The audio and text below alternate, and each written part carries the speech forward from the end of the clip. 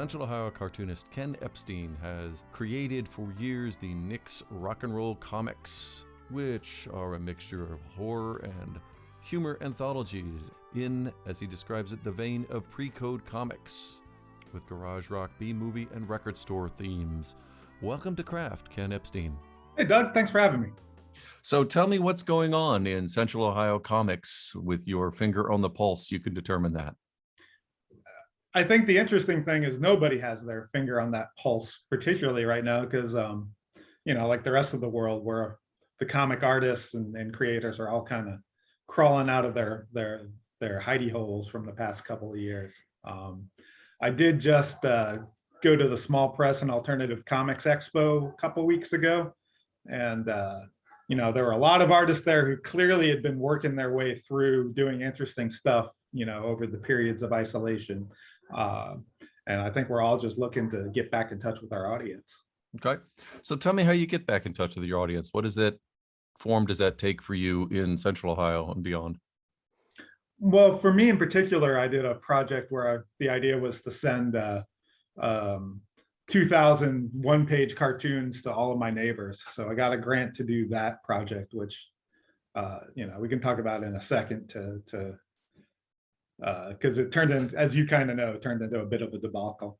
But I think that going to events like Space, making your own events is how a lot of people are approaching it. Finding ways to publish the work they've been, squirreled away, scribbling at is kind of key. So we're lucky in that there are a lot of those opportunities here. I don't know if you've seen the Columbus Scribbler around town, but some guys started up a semi-regular comic newspaper, kind of like Hoot used to be, but more of a local focus. And they're doing great, and that's great. And there are some younger people, I call them younger just because I'm feeling old these days, but who I know what you mean. Are doing kind of collective work where they're, using Instagram. It's CH3, and I don't remember what it stands for, but it's on Instagram if you look it up. And they kind of do rotate. They do a lot of joint projects, and they do a lot of social media events where individual artists take over for a week and kind of show the community what they have. So, we're kind of blessed with modern technology these days. There are a lot of ways to try to make that connection, and we continue to be blessed by a lot of grassroots efforts like the Scribbler in Columbus to help you get out there. So you had mentioned a project that you had where you tried to send out 2,000 one-sheet comics, and tell me a little bit more about that. What were you hoping to do by introducing yourself to your neighbors, hoping to find a community of like-minded people who might also be doing comics art, or people who would want to, look at your back catalog and get into that? Yes to both of those. More kind of the focus was just starting the conversation, just saying hello. It's I think that I'm lucky to be, again, part of like a bigger whole community in Columbus that's got a history, and it's part of our heritage where, going all the way back to guys like Milton Caniff and James Thurber, it's part of our heritage here in town. Right. And that's something I would like to kind of expand on a little bit with the general public. I have my tight group of people who know that, and then that's a conversation that I want to have with the broader community. And I want it to be a conversation. The back of the cartoon had a survey that I wanted people to take, about what their current reading habits are, how familiar they are with some of the institutions here in town, and that sort of thing. What kind of institutions did you have in mind for that? Because, you mentioned James Thurber, and obviously the Thurber House is here. And I'm sort of wondering if our institutions aren't more or less sort of commercial places that have been around for a long time, selling comics or bringing people together over comics, like the Laughing Ogre and others. I was using institution in that kind of broader sense of pieces of the community that may or may not be formal, that create that sense of community and heritage and stuff. So yes, there's definitely the Billy Ireland Cartoon Library, the Thurber House. There are recurring events like Space that I mentioned earlier, and now the Cartoon Crossroads, CXC. The entities that do more than just create, more than just artists, like who are publishers as well. So, I asked people if they recognize the Scribbler, if they recognize Cartoon Books, which is Jeff Smith's imprint. And I asked them if they, recognize the name Nix Comics, that sort of thing. So yeah, definitely there's the commercial aspect to it, but kind of the idea that there's some sort of organization behind it and some sort of, policy is a strong word for it, but, underlying structures in the community. Okay. Tell me about Nix Comics a little bit more, because that's your area, that's your own comics channel. And how do you describe it to other people?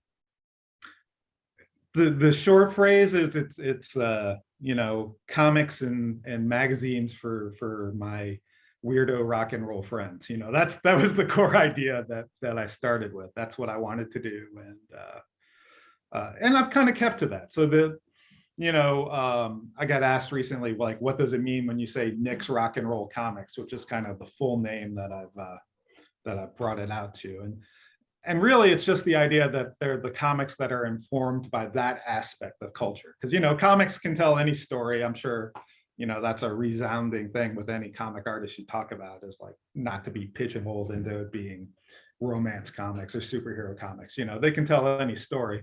And to me, the stories I want to tell are the ones, where when you put on a record and let your mind drift and the stories you start telling in your head, those are the kind of stories I want to tell.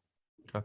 It's funny that you say that, or apropos perhaps, because Neil Gaiman was recently in town, and I read afterwards something he had said about they're doing the live action version of the Sandman because the technology now has caught up to what he did in the drawings in the cartoon, and those kinds of things are now feasible with modern technology, whereas when it was written in 87, 88, the original Sandman cartoons, you couldn't do nearly as easily the stuff that you can do now and make it, I guess, look more photorealistic is probably what they were going after than a cartoon style.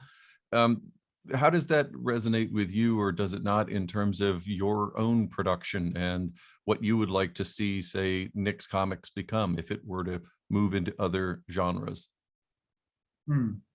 Well, I guess up front I should say I don't have any aspirations for TV shows or movies. That's not,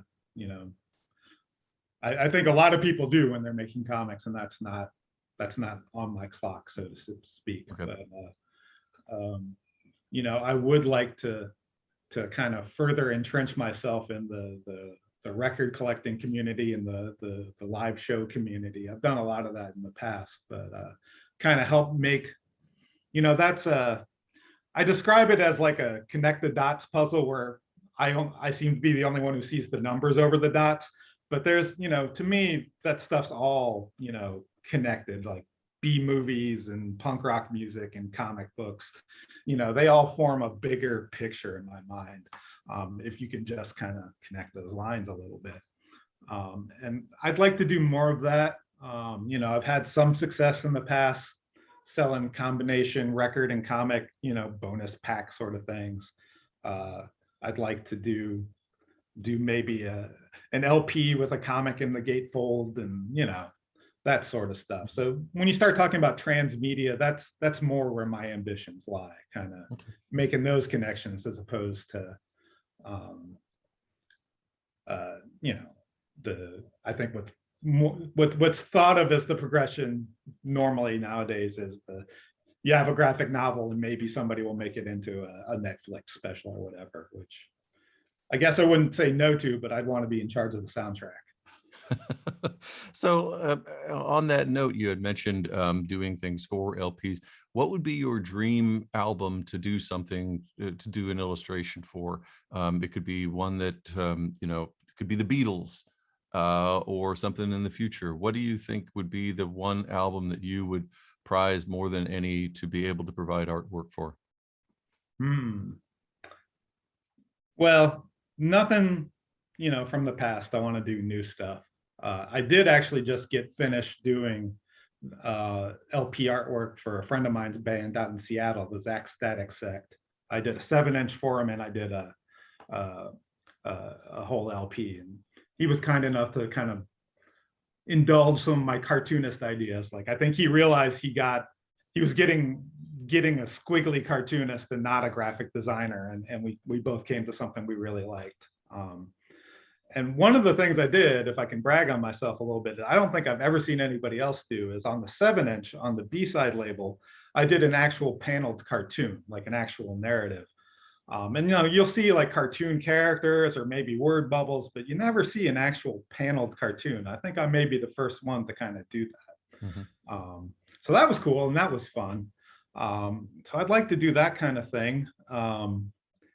I'd like to, again, do my own record. I've talked to my friend Alex here in town, who's been in a bazillion different bands, about doing a fake live album for one of my characters and pairing that with a comic book. So that appeals to me.